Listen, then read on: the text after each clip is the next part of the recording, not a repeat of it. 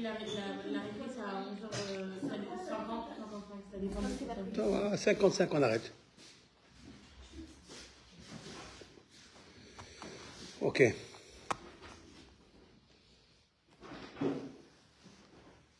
Donc, je reprends la question, qu'est-ce que c'est Emouna? Emouna, c'est fidélité. Quand il y a là Emouna, fidélité, alors beaucoup de sortes de couches, de niveaux de fidélité. Beaucoup. Il faut être d'abord fidèle avec soi-même. Et vous, filles d'elle. Les filles de elle, de Dieu. Avec lui, il faut être vraiment fidèle. La réussite d'une personne, on a vu dans la Torah, je vais le décrire, c'est la fidélité. Alors, comment on appelle un artisan? Un artisan, comment on l'appelle? Ouman. Ouman, un artisan. Ça vient du mot Amen. Amen. Amen, c'est quoi? Qu'est-ce que veut dire le mot Amen? Emouna. Et qu'est-ce qu'il veut dire le mot Amen? Quand on dit Gadal, Vid Kadash et Meraba, nous on répond Amen. Le sens de Amen, de Vid Gadal, Vid Kadash, c'est-à-dire que grandisse, se sanctifie le nom de l'Éternel, nous on répond Amen. C'est quoi Amen? Que ça soit comme ça. Quand je réponds Amen, quand je fais une bracha, je vois de l'eau, je dis Amen. C'est quoi Amen? Que ça soit comme ça? Non. Là-bas, c'est autre chose. Amen, c'est vrai. Que l'Éternel, source de bénédiction, a créé tout par sa parole. Je ne vais pas aller là-bas, je suis là. Je suis présent. Que tout a été créé par sa parole. Je dis Amen. C'est vrai. Quand je souhaite à quelqu'un de devenir, de grandir, je dis Amen. Que ça soit comme ça. Vous voyez comment le mot Amen, il diffère, il change? Alors, qu'est-ce qu'il a de particulier? Parce que Amen, c'est le mot qui est le plus puissant de la Torah. Parce qu'il a le dedans, à l'intérieur, la Emouna. Ça veut dire que la Emouna, c'est un Amen qui est vrai. Et c'est un Amen qui se réalise. Donc, si vous voulez réaliser des choses, il faut la Emouna. Ça n'a rien à voir ni avec la confiance. Emouna, c'est la fidélité. Un Ouman, qu'est-ce qu'un Ouman, un artisan? Ça vient du mot Amen, ça vient du mot Emouna. Il est fidèle à ce qu'il fait. C'est un menuisier, il va ranger une table avec fidélité. Il ne faut pas qu'elle ait la largeur de droite et la largeur de gauche différentes. Il faut qu'elle soit fidèle à la mesure. Et la Emouna, elle amène à être fidèle à la mesure du caractère de l'être humain. Le caractère de l'être humain, il dépasse des fois la mesure. C'est infidèle. Il faut être fidèle, ça veut dire Amen. Emouna. Ça, Emouna. Et quand on applique la Emouna, on réussit dans tout. Et dans le vrai, parce qu'elle est vraie, c'est Amen, vrai. Et celui qui est vrai, c'est l'Éternel. Quand est-ce que vous lisez pour la première fois le mot Emouna quand, dans la journée? À quel moment? Dans le réveil. Modé ou Moda, vous êtes des filles. Ani lefanecha, melech hay vekayam, shehezarta bi nishmati behemla rabba emunatecha. C'est quoi emunatecha? Elle est grande, ta fidélité. Pourquoi elle est grande, ta fidélité? Parce que si vous prêtez un outil, un mixeur, vous êtes à la cuisine, fille, mixeur, ou un pétrin, ouais, quelqu'un vous prête un pétrin, vous devez faire très attention à lui rendre avec fidélité. Ce qu'il vous a donné, vous lui rendez, c'est vrai. Et qu'est-ce qu'on lui rend? On lui rend pareil? Non. On l'use, on se sert de ce pétrin ou de ce four. On ne peut pas lui rendre exactement la même chose. C'est vrai ou pas?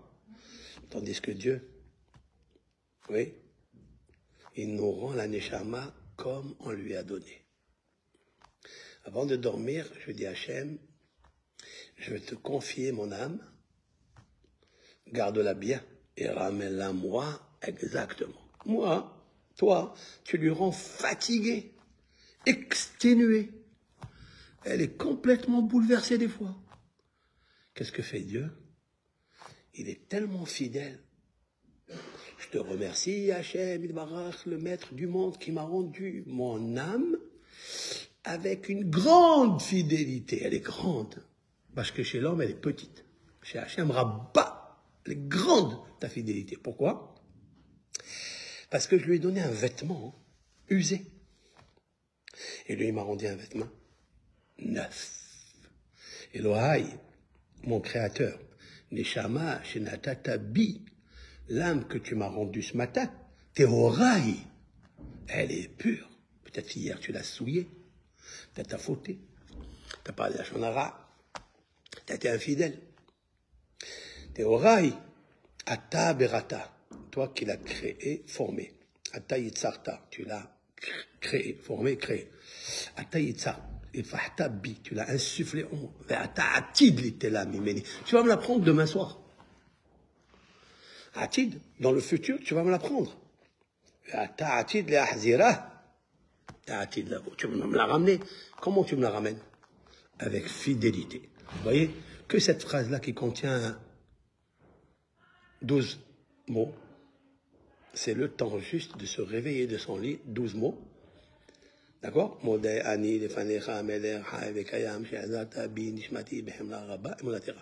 mots. C'est le temps de ne pas se lever soudainement de lit.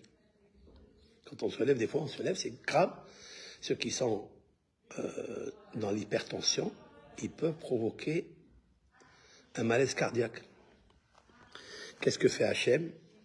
Hamim, nos sages fidèles à Hachem, dit on va faire une phrase, Modé, Ani, Moda, Ani, Lefanecha, Amelecha, 12 secondes. On met 12 secondes, c'est 12 mots qu'on dit pour qu'on puisse se réveiller tranquillement. C'est pas une fidélité, ça. C'est pas quelque chose de merveilleux. Moi, je te donne un vêtement neuf. Tu me le rends usé. Hachem, je te donne un vêtement usé. Tu me le rends neuf. C'est pas une fidélité, ça? Alors, c'est ça, Emouna. Emouna, ça veut dire que je dois être dans la Emouna, dans ce que je dis, dans ce que je pense. Et ça m'a fait tilt pour une histoire que je vais vous raconter maintenant. 2 histoires, en fait, sur la Emouna. Première histoire qui est écrite dans le Talmud, qu'au rapport de Rashi. Rashi dit, à un mot de la Gemara, il dit comme la fidélité de la belette et du puits. Vous connaissez cette histoire? Ouais, je vais la développer. La belette et le puits. Qu'est-ce qu'il y a dans la belette et le puits? Un garçon a rencontré une fille. Ils se sont donné le premier chidour. Ils se sont promis un avec l'autre. Donc l'un a compté sur l'autre. A compté sur quoi? Sur la parole. La parole est de fidélité. Je dis toujours que quand on dit une parole, il ne faut pas faire de fausses couches. Parce que la parole, elle est créatrice. Elle est quelque chose, une force qui peut créer la réalité. C'est la réalité. Vous créez avec votre parole. Dieu, il a créé le monde avec sa parole. On peut créer une relation fidèle grâce à la fidélité de la parole. Mais quand vous la donnez, il faut être sûr. Avant de la donner, il faut réfléchir, car la parole est une flèche et la bouche est un arc. C'est vrai? Il ne faut jamais envoyer la flèche, il ne faut jamais fléchir avant de réfléchir et avant de fléchir, de tomber. Il faut, quand tu dis quelque chose, tu le dis bien. Ne donne jamais une parole à quelqu'un que tu sais que peut-être tu ne vas pas le faire. Donc ce garçon, il s'est promis à cette fille, Mais il lui a dit, je ne vais pas maintenant, dans un an je reviens. Je vais aller faire des...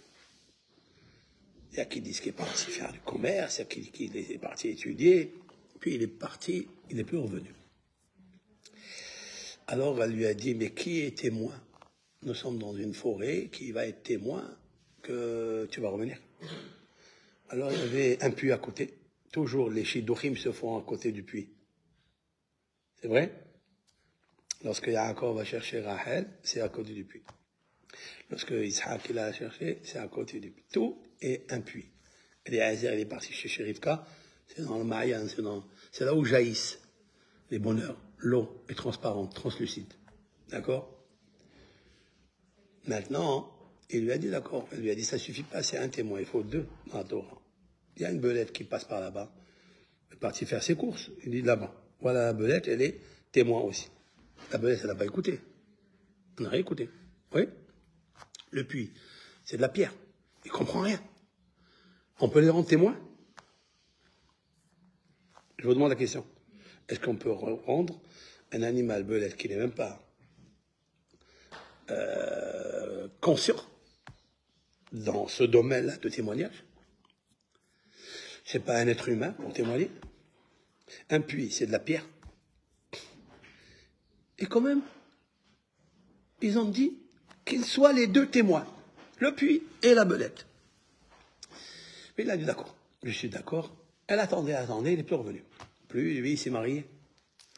Il s'est marié avec une autre femme. Il a oublié. Ou peut-être il n'a pas oublié. Peut-être. Vous savez, des fois, on dit des choses et après, on n'assume pas. Ou des fois, c'est pas son mazal. Ou il doit lui arriver quelque chose dans la vie, qu'un jour il a fait quelque chose qui n'est pas bien, et maintenant, par la parole qu'il a donnée, on va saisir ce qu'il n'a pas fait de bien, on va le rendre en mal pour son tikkun, pour sa réparation. D'accord? Ça, c'est la émouna. J'ai confiance en Hachem qui fait tout pour le bien. Il est parti, il s'est marié. Il a eu 2 enfants. Le Talmud dit que le puits et la belette, le premier est tombé dans un puits, il est mort. Le deuxième, elle l'a mordu, d'accord, une belette, et il est mort. Le Midrash, il continue quelque chose. Est-ce qu'il est revenu voir sa fiancée? Ou il est pas? Il y a qui disent que oui. Il y a qui disent qu'il a passé le tikkun, la réparation, c'est-à-dire l'embellissement. Tikkun, c'est pas un appareil pour le réparer. On dit toujours réparation, mais c'est pas le vrai mot. Embellissement. Tikkun, c'est kishut. Kishut, c'est ornement. Voilà. Des fois, la neshama, elle monte en haut. Elle a fait des choses qui sont pas bien. Dieu lui dit, mais je t'ai donné toute belle. Tu étais une fée. Tu as rencontré Eric et tu n'es pas fait Eric. Comment ça se fait? Alors, il lui dit, maintenant, retourne ici. Et je te donne une âme pure tous les matins. Je dis, Hachem, merci beaucoup, Hachem. Tu es très fidèle. Elle lui dit, alors, sois fidèle. Et voilà que, il est revenu. Et il a fait son tikkun, il s'est remarié avec elle. Il a eu des enfants. Ça s'appelle la Emouna. Alors, mes commentateurs, ils demandent, mais qu'est-ce qui se passe là? Pourtant, il n'y avait pas de témoin. Il y avait une belette, il y avait un puits. La réponse est la Emouna. La fidélité. Voilà, ça c'est la colonne vertébrale de tous les midotes, tous les caractères bons ou mauvais, mesureux ou démesurés, la Emouna. C'est pour ça que la Emouna, il a un autre sort, un autre prestige. C'est pas Emouna, j'ai confiance, c'est la foi, c'est la croyance. Non. Après, la croyance et la foi, ce sont des dérivés, des synonymes de la mer, qui est la Emouna, la mer. Aleph même, Emouna, M. Et vous savez que dans le mot Emouna, il y a tout. Est-ce qu'il y a le mot 2 lettres, Memnoun, il y a dedans? Memnoun? Oui, man. C'est quoi man? Man, en araméen, c'est monsieur. Man.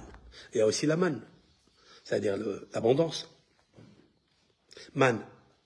grâce à la Emouna, Naman. Ce monsieur, il a été infidèle à sa parole. Il n'est pas un manch, un man. Mais c'est beau parce que man, c'est la valeur numérique 90, plus le mot, ça fait 91, c'est vrai? Ça fait amen. Amen, c'est un, même, non, 91. 91, c'est le nom d'Hachem. C'est vrai, c'est le nom d'Hachem? Amen. Amen, c'est 26. C'est Yud Kevavke, c'est-à-dire le fidèle des fidèles. Et Aleph Dalet Non Yud Adonai, 65 et 26. 91. Amen. Ça veut dire que quand vous dites « je vais le faire », c'est vrai, je vais le faire, vous associez le nom de Hachem, de la fidélité et de la sanction, les deux. C'est puissant ce que je dis là. Ça, c'est la première histoire. La deuxième histoire, elle est plus compliquée. C'est un rave, il s'appelle Rabbi Ephraim Malgaliot, Sha'ar Ephraim. Il est l'auteur d'un livre sublimissime. C'est un rabbin qui a vécu en Allemagne. Et ce rave-là avait une très très grande ville. Pétersbourg. Très grand rave d'une grosse communauté, très grande communauté. Il est arrivé à l'âge de... Il est marié, il a des enfants. Il est arrivé à l'âge de 65 ans. Et il a disparu de la ville. Il a disparu de la ville. Il a pris son vêtement, sa hala, il a pris son vin, kédouche, son sidour. Il est parti dans une ville à 200 km de là où il habitait. Il est venu à Erev Shabbat, la veille de Shabbat, et il rentre dans l'auberge pour dormir là-bas, pour manger là-bas. Il a fait son kidouche, il a fait son Shabbat, il a tout fait.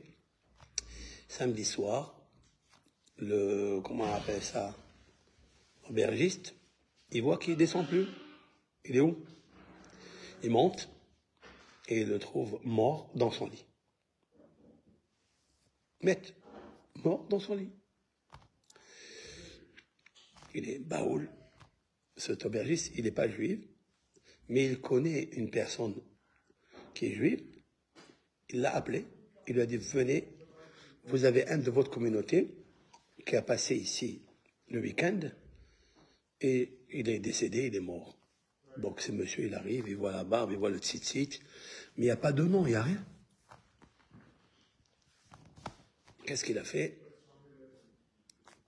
Il a dit, il faut l'enterrer, on ne va pas, je suis seul. Le goy, le non-juif, l'aubergiste, il le prend avec lui et il l'amène à un endroit. Il restait une place dans le petit carré de cimetière là-bas, juif. Il l'a enterré. Il l'a enterré là-bas. C'est le dernier endroit pour... La question, elle est... Qui est-ce qui fait tout ça? C'est Hachem. C'est un grand rave. Mais écoutez ça. Et puis, sa famille, sa communauté, elle ne le voit pas pendant une semaine. Elle dit où il est? Où il est passé? Personne ne sait où il est passé. Jusqu'à ce que ce juif-là est parti dans la grande ville. Et là-bas, dans la synagogue, il parlait du rave, qu'il a disparu. Et ils ne savent pas où il est. Il a dit, mais moi je sais où il est. C'est ce rave qui est comme ça, comme ça. Ben voilà, il est décédé et on l'a enterré là-bas, 200 km. Puis toute la communauté est en deuil et ils vont pour aller le déterrer. Parce que c'est pas un kavod, c'est pas honneur pour un grand rave avec une grande communauté, très grand sage d'Israël, de l'enterrer dans un petit carré comme ça, alors qu'il mérite des obsèques qui sont dignes de ce nom. Ils ont demandé à un rave, est-ce qu'on peut le déterrer? Parce que pour déterrer quelqu'un qu'on a enterré, il faut une condition. Il faut dire, par exemple, il va y aller en Israël, ou il va aller à un autre endroit, on va l'enterrer en attendant, et après on le prend, avec condition. Et puis, le rave, ils ont demandé à un rave, qu'est-ce qu'on fait? Permis, pas permis? Ils ont demandé à Hatam Sofer. Hatam Sofer étant le grand rabbin de Hongrie, Rabbi Moshe Sofer. Je parle ici, 18e siècle. Oui, c'est long, hein? Ça fait 240, 250 années. Ils lui ont demandé la question. Et il s'est penché toute la nuit. Une nuit, 2 nuits, 3 nuits.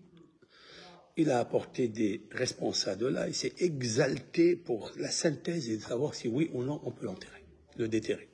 Parce que vous savez très bien que quand une personne elle est enterrée, on n'a pas le droit de le bouger comme ça. On n'a pas le droit de bouger. C'est vrai? Pourquoi? Pourquoi on n'a pas le droit? C'est la raison pour laquelle il faut que chaque niftar décédé, il faut qu'il soit seul. Il ne faut pas qu'il soit sous une autre personne ou sur une autre personne. Pourquoi? Parce que des fois, on veut prendre celui-là, on veut le déterrer. Et au moment où vous allez bouger, qu'est-ce qu'il va penser, cette âme? Elle va penser que le jour du jugement, il arrive, encore une fois. Où on a vu ça? On a vu ça quand Shaoul, le roi Shaoul, il a cherché avec une Ov Vidéoni, c'est-à-dire une sorcière, celle qui fait des sorcelleries, à base d'ossements de mort. La Torah nous dit attention de prendre les ossements de mort, de les mettre sous les aisselles et de faire la divination. Attention. Mais Shaoul était pressé. Il voulait savoir quelque chose et il lui a demandé à cette non-juive de le faire. Ils sont partis voir Shmuel Hanavi. Ils ont réveillé Shmuel Hanavi. Et Shmuel Hanavi a dit, pourquoi tu m'as fait peur? Tu m'as fait peur de quoi? Parce que je pensais que c'était encore Rosh Hashanah. Ils sont venus encore me juger. Donc on n'a pas le droit de toucher. D'accord? Hatam Sofer, il ne veut pas trébucher dans cette halakha. Et puis toute la nuit, comme ça, à la fin de la nuit, il décide.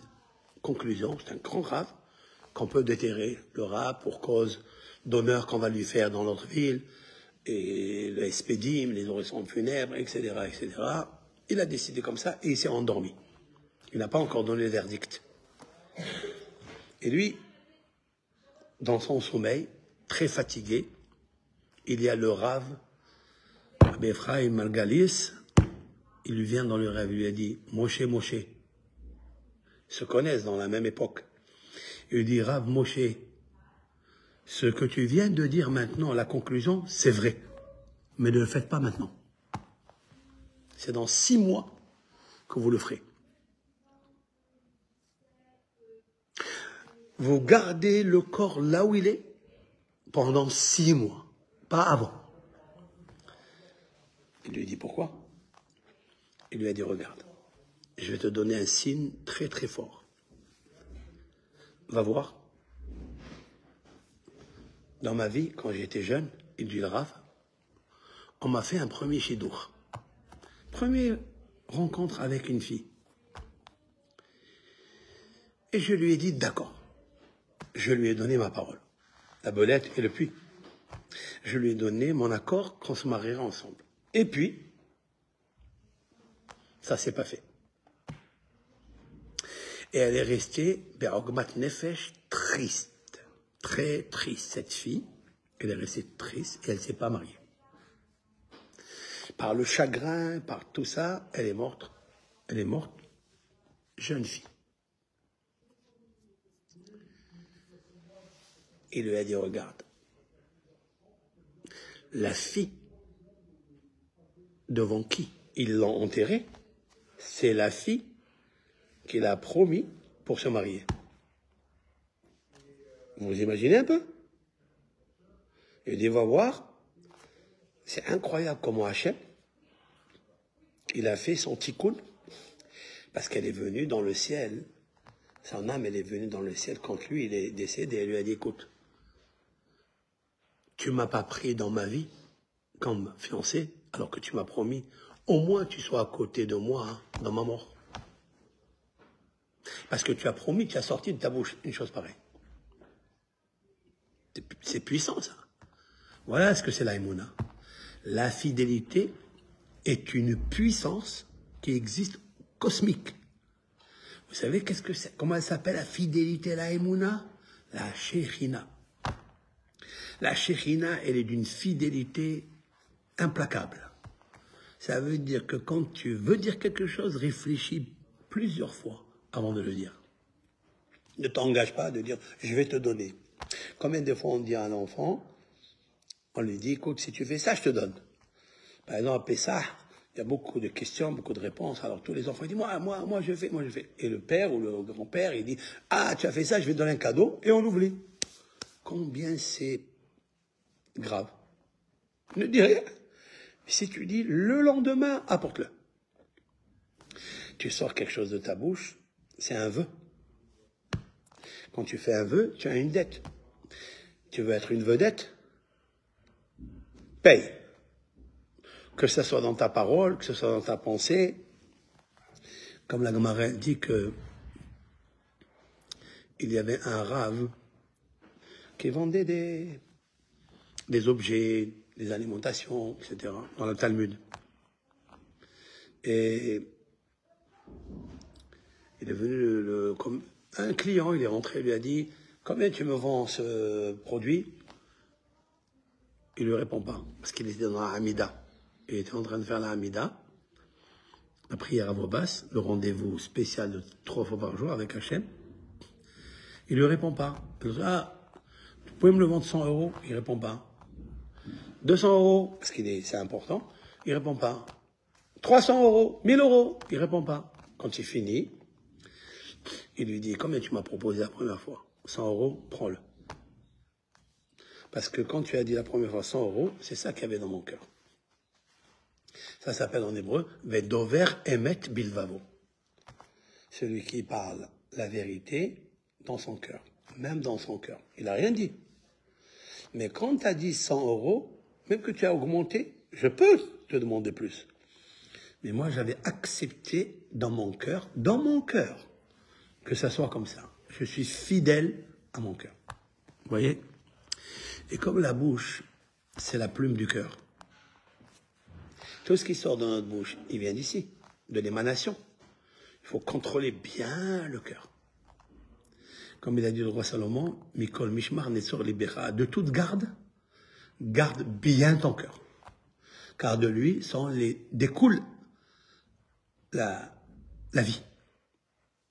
La vie, tous les événements de la vie que tu as dans ta vie, ils découlent d'ici, du cœur. Donc garde-le bien. Tu gardes des objets dans ton coffre-fort, c'est rien du tout encore. Mais que tu gardes bien ton cœur, c'est le vrai coffre-fort. Quand tu sors quelque chose de ta bouche, c'est réfléchi. Fais attention. Donc une parole, elle doit être fidèle. Vous voyez? Quand il y a une fidélité, c'est magnifique. Peut-être avec ça, on va répondre à une question.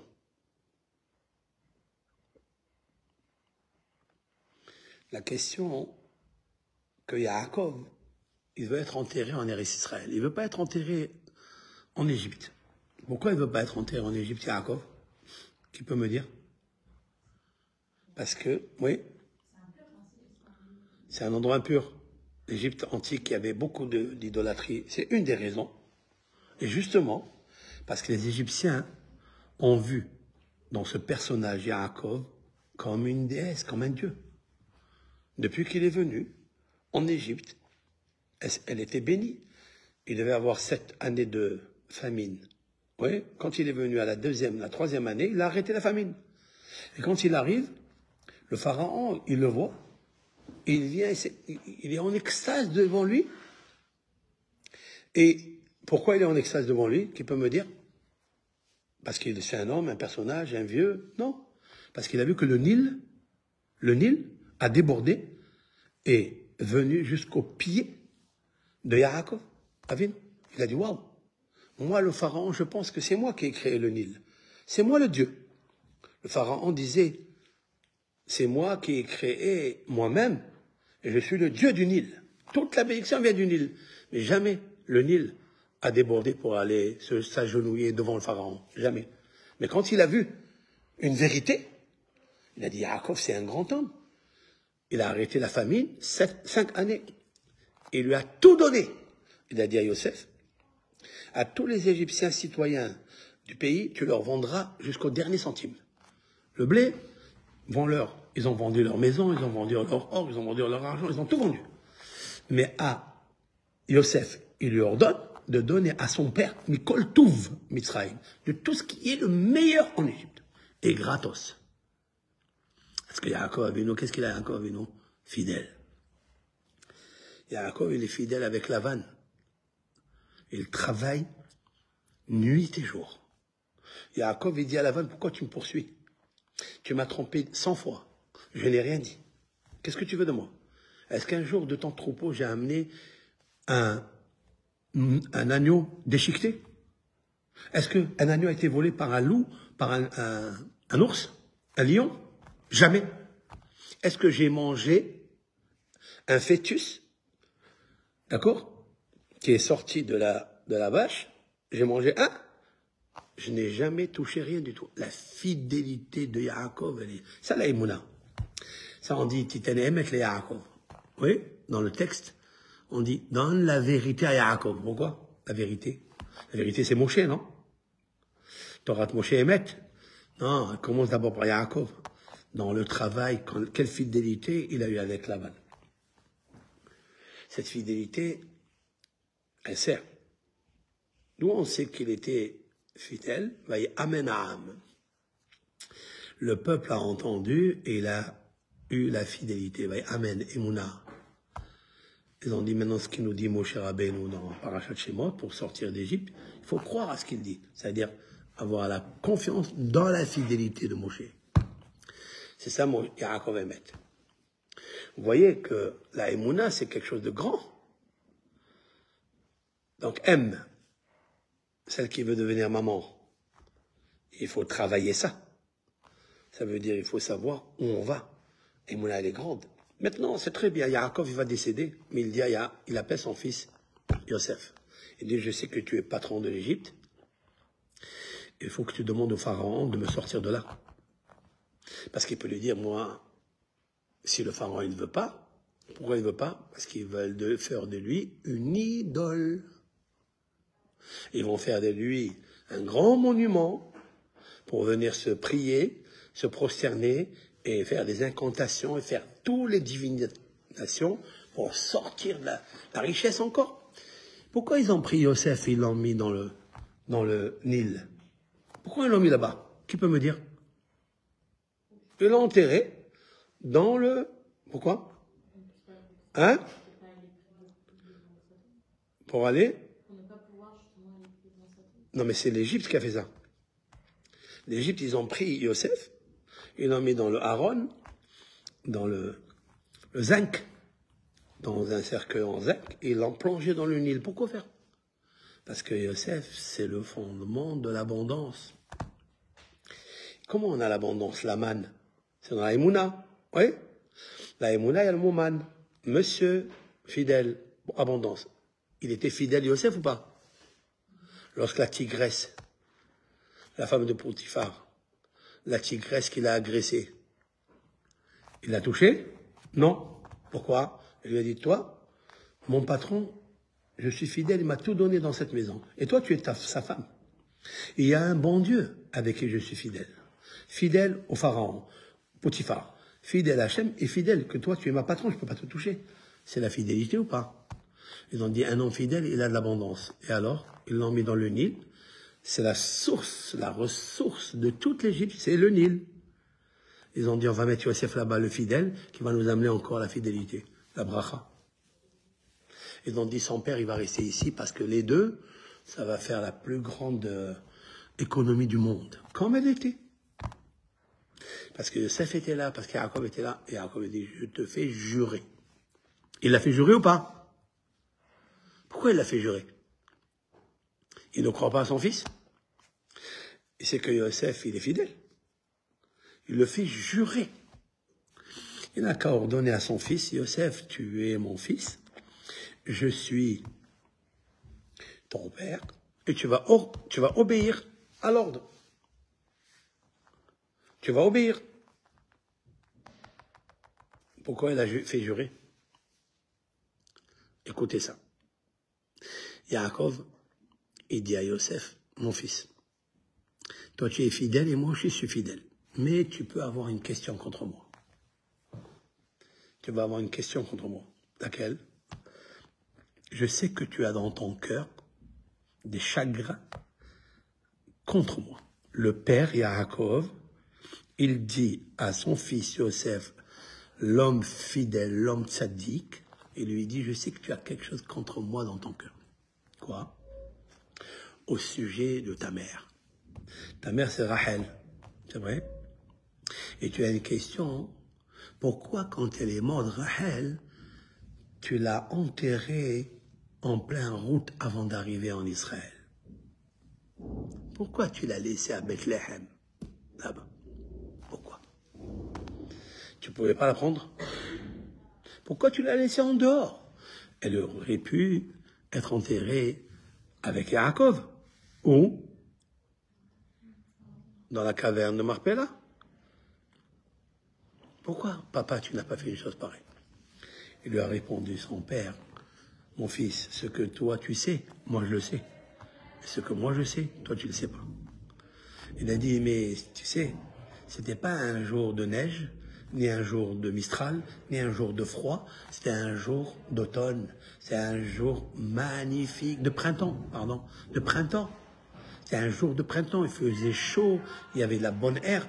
J'aurais pu l'amener là-bas, sauf que Dieu, ce que tu sais pas, il m'a dit, ne l'amène pas à Hebron. Ici, tu la laisses. Parce qu'il y a, dans le futur, lorsque Nabucodonosor va détruire le premier temple, oui, et c'est pas grave qu'il détruise le premier temple, mais il va exiler les rabbins et les présidents et les rois d'Israël, qui va amener d'Israël, Jérusalem jusqu'à Babel, par son bourreau qui s'appelle Nabuzradan, le bourreau de Nabucodonosor, Nabuzradan. Ils devront passer par cet endroit où est enterré Rachel. Et Rachel, elle va sortir. C'est en dehors des restes Israël. Oui, c'est dans la galoute. Elle devra prier quand elle voit ses enfants sortir de la Terre Sainte à la galoute. Donc je suis dans la galoute. C'est Dieu qui m'a dit laisse ça là. C'est elle qui peut prier à Hachem. Elle s'est mise à pleurer, Rachel. Rachel, elle pleure pour ses enfants. Ramène-moi, s'il te plaît, mes enfants. Vous comprenez? Alors il lui a dit, jure-moi. Ça veut dire qu'il risquerait de perdre la fidélité par rapport à sa mère. Mais il lui dit, jure-moi. Comme ça, tu ne peux pas faire autrement. De plus, que c'est un vice-roi, et un roi, il a beaucoup de travail. Il est fidèle avec son patron, le pharaon. Peut-être, il ne serait pas capable de l'amener jusqu'à là-bas. Vous voyez? Vous voyez comment ça se... Donc on voit de là que la fidélité est à une base, une loi, je vais dire, pas une base, mais une loi universelle. En fait, la fidélité, elle est dans l'air. Elle est dans l'air. Il faut la capter. On a fini? Voilà, que Hachem, il vous donne toujours la force de travailler, parce qu'elle ne vient pas comme ça facilement, spontanément. C'est maintenant d'y aller cultiver, de travailler la foi, je veux dire la foi, la croyance, mais la émouna, la fidélité. Comme ça, vous devenez des grandes artisantes. Ouman, Imoun, Amen. Emouna. Kol tov, bracha v'atzlacha. Allez.